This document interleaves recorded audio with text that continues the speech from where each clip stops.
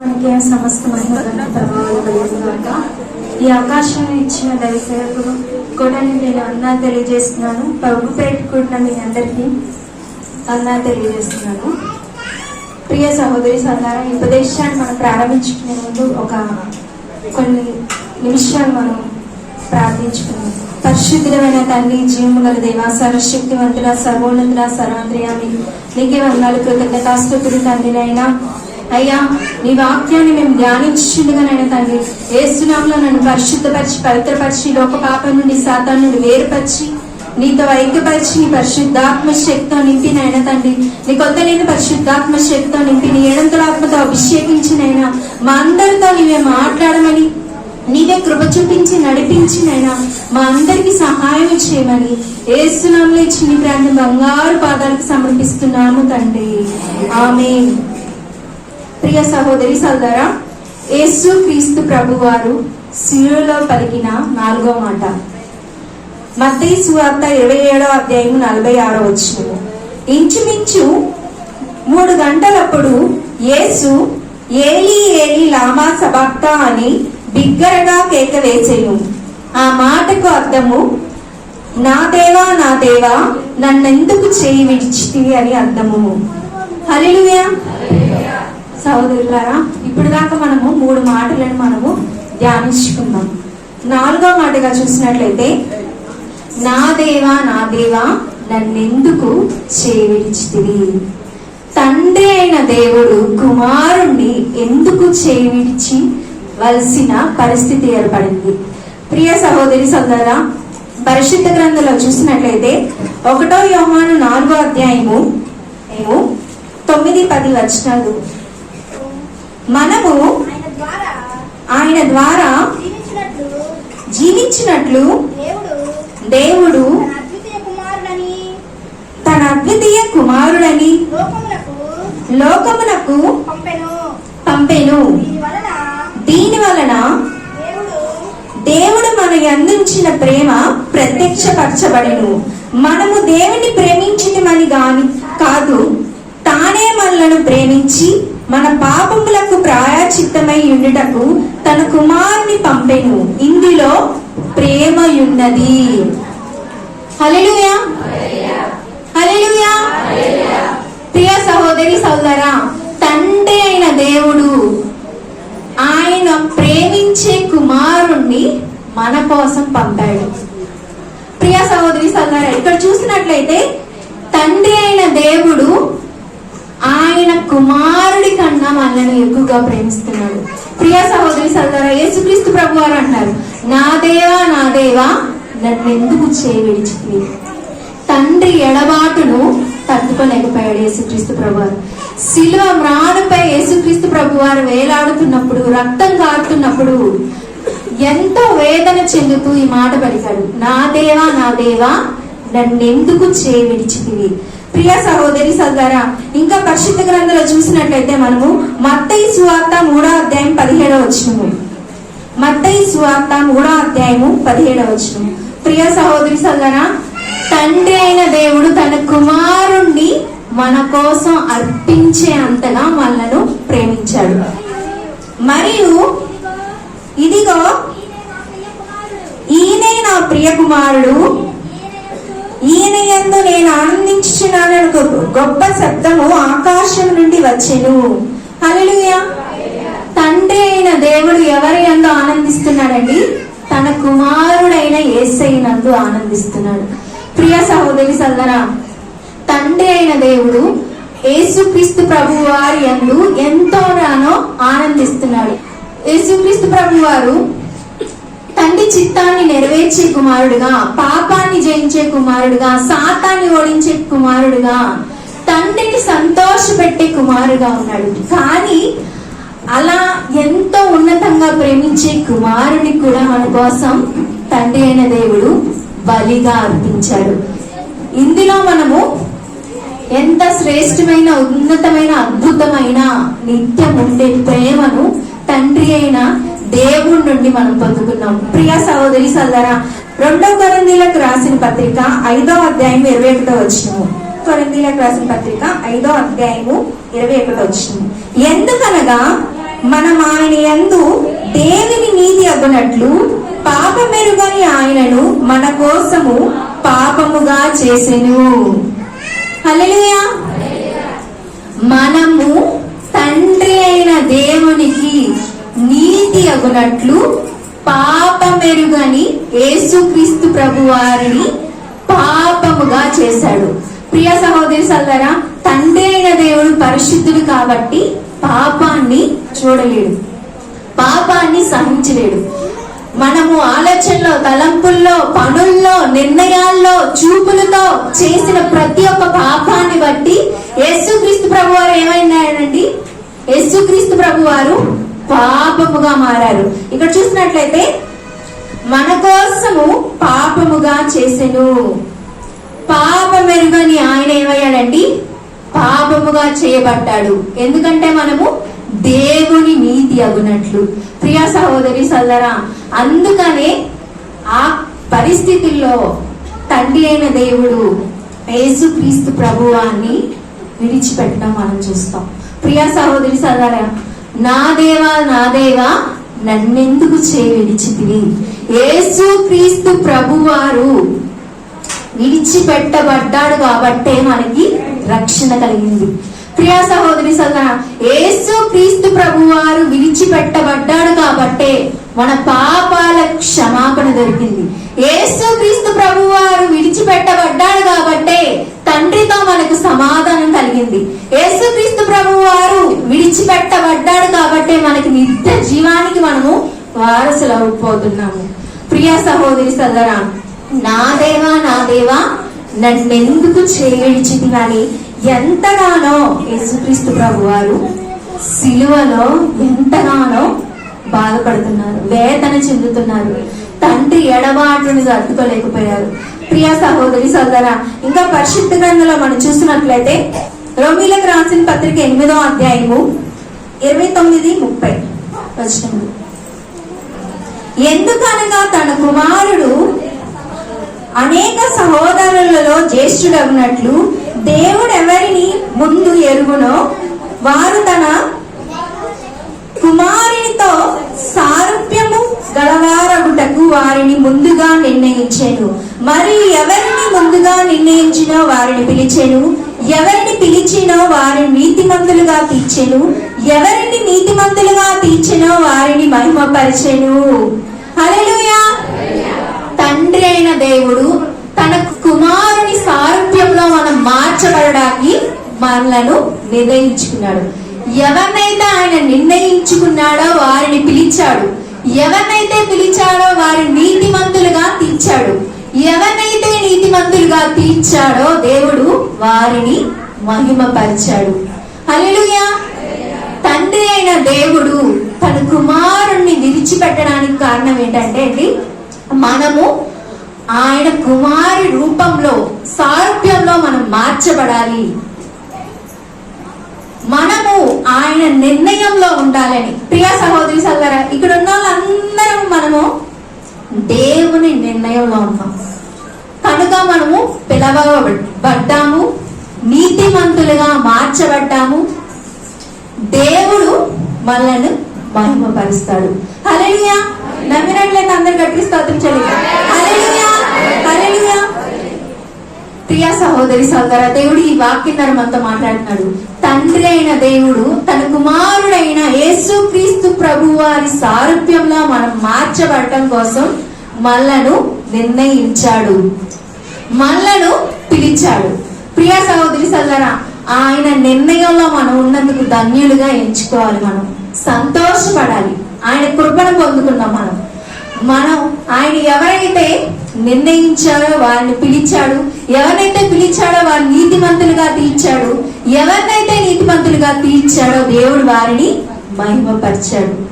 దేవుని మహిమను మనం పొందుకున్నామో లేదో మనల్ని మనం పరీక్షించుకోవాలి. ప్రియ సహోదరి సోదరా, ఇంకా పరిశుద్ధ గ్రంథంలో మనం చూసినట్లయితే నిర్గమకాండము 21వ అధ్యాయము 14-17 వచనంలో ఒకసారి చదివినట్లయితే, అయితే ఒకడు తన పొరుగువాని మీద దౌర్జన్యముగా కపటముగా చంప లేచిన ఎడల వాడు నా బలి పీఠమును ఆశ్రయించినను వాని లాగివేసి చంపవలెను.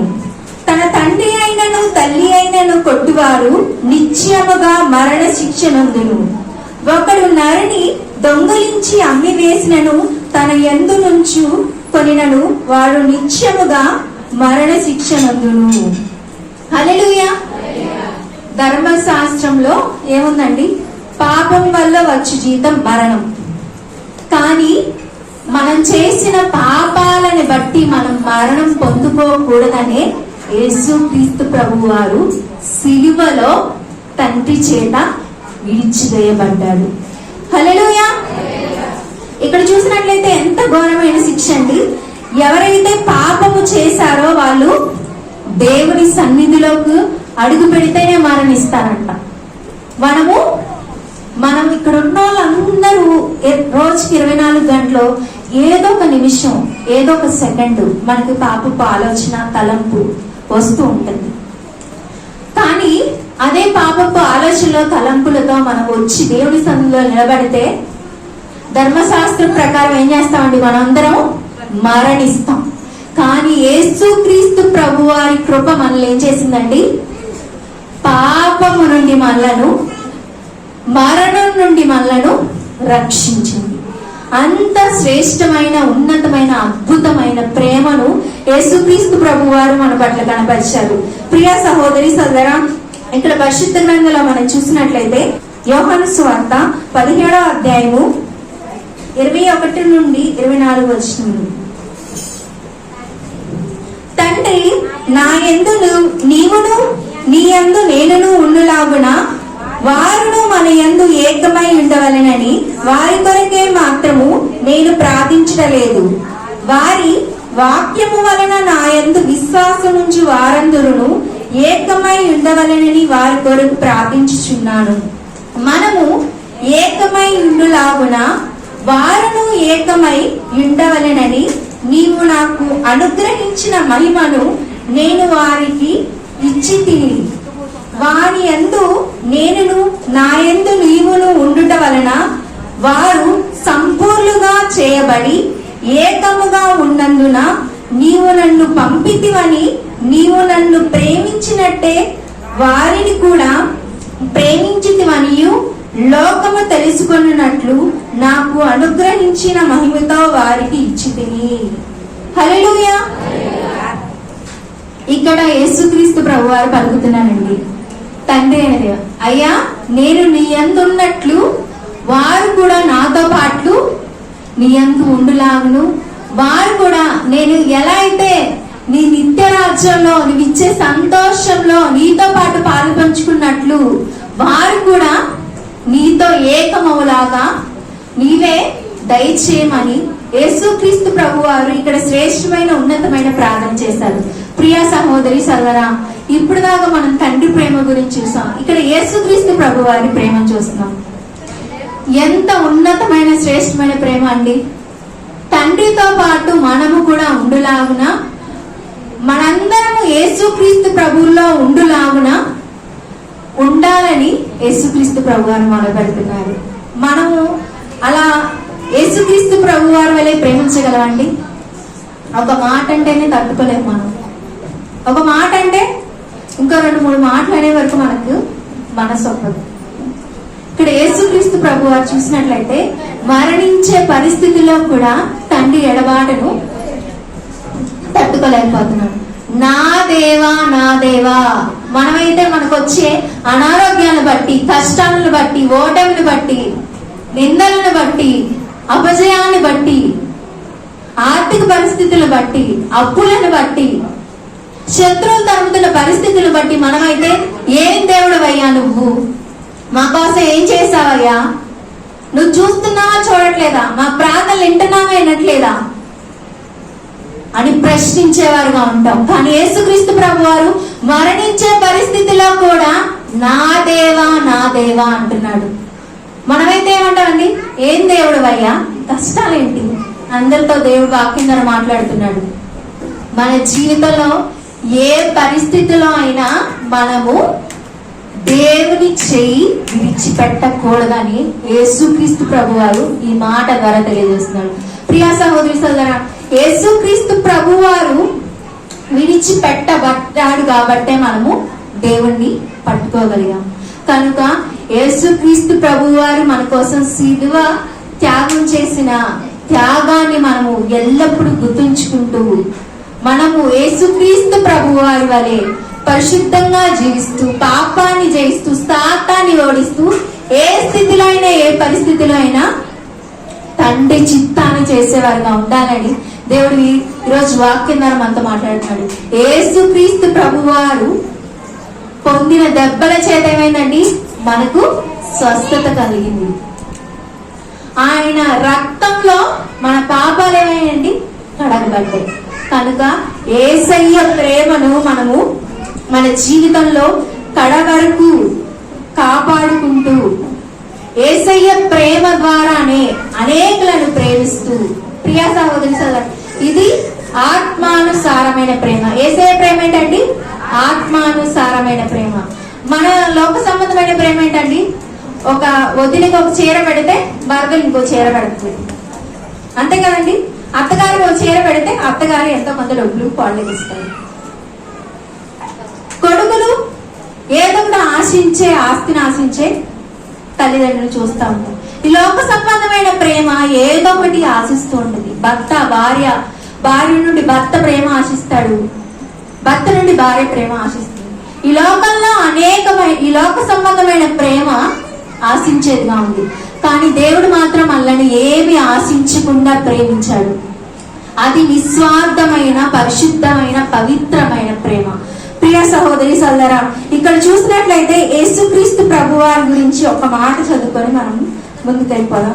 హెబ్రీయులకు రాసిన పత్రిక 7వ అధ్యాయం 26వ వచనం ఒకసారి. పవిత్రుడును నిర్దోషియు నిష్కలంకషుడును పాపులలో చేరక ప్రత్యేకముగా ఉండువాడును ఆకాశ మండలము కంటే మిక్కిలిగా హెచ్చైన వాడునైనా ఇట్టి ప్రధాన యాజకుడు మనకు సరిపోయిన వాడు. హల్లెలూయా. యేసుక్రీస్తు ప్రభువారు ఏంటండి? పవిత్రుడును నిర్దోషియు నిష్కలంకుషుడును పాపములో చేరక ప్రత్యేకముగా ఉన్నవాడును ఆకాశపు మండలము కంటే మిక్కిలి హెచ్చైన వాడును ఇట్టి ప్రధాన యాజకుడు మనకి సరిపోయేవాడు. ప్రియ సహోదరి సోదరా, యేసుక్రీస్తు ప్రభు వారి గురించి ఎంత గొప్పగా పరిశుద్ధ గ్రంథం సాక్ష్యం ఇస్తుందండి. మన గురించి కూడా అనేకులు ఇలాంటి సాక్ష్యాన్ని ఇవ్వాలని తండ్రి అయిన దేవుడు కుమారుడైన యేసుక్రీస్తు ప్రభు వారిని సిలువలో విడిచిపెట్టాడండి. కనుక ఎవరైనా మన గురించి చెప్పగలరండి?